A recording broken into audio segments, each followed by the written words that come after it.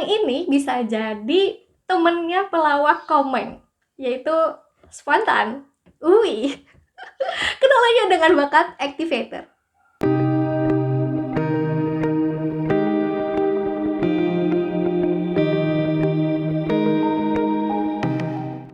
Core strength dari bakat activator ini adalah menciptakan momentum. Dia ini adalah pribadi yang merealisasikan pikiran jadi tindakan atau action. Pertanyaannya dia tuh lebih ke kapan nih kita bisa mulai gitu. Dia ini suka memulai inisiatif, spontan, lalu juga cepat bertindak, nggak betah dengan perencanaan yang bertele-tele karena ya dia ini belajarnya dari realita di lapangan, learning by doing. Jadi tidak terjebak pada planning-planning yang mungkin membutuhkan waktu lama ya, meskipun sebenarnya perlu ya. Lalu juga senang menciptakan momentum, ayo, nggak hanya untuk dirinya sendiri tapi untuk timnya juga, agar timnya ini bisa semangat gitu untuk memulai sesuatu, apalagi sesuatu yang belum pernah dimulai ya, belum pernah dilakukan sebelumnya. Seperti itu. Orang dengan bakat activator ini punya kebutuhan, yaitu butuh kebebasan untuk bertindak spontan atau segera, lalu juga butuh untuk mengurangi diskusi dan memperbanyak tindakan. Meskipun hal ini ya menciptakan label-label kalau orang activator ini gerusa-gerusu, tidak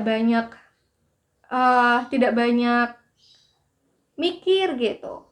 Nah, terus juga mungkin spontannya dengan tanpa memikirkan konsekuensinya.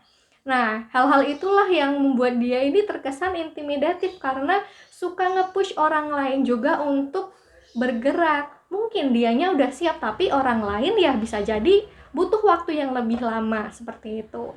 Maka dari itu, cara-cara untuk orang dengan bakat activator ini untuk berkembang adalah dengan mengambil peran-peran katalisator atau yang mempercepat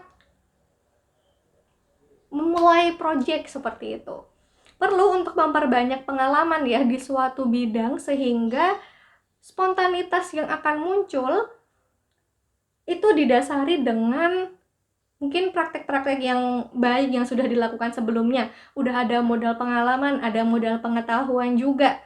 Terus juga membangun tim yang perlu nih, untuk membangun tim yang bisa melihat hal yang tidak terlihat atau tidak terpikir oleh kamu ketika merencanakan sesuatu dalam tim ya. Jadi bisa saling melengkapi. Ada orang yang ngegas, ada orang yang ngerem. Itu perlu banget nih untuk menciptakan dinamika kelompok yang oke. Juga untuk ini, tentunya ya melatih jeda sejenak sih sebelum take action untuk lebih mematangkan rencana. Jadi konsekuensi-konsekuensi ini mungkin yang berdampak negatif bisa diminimalisir. Terus apa nih yang terjadi kalau bakat activatornya itu lemah di urutan 34 bakat ya?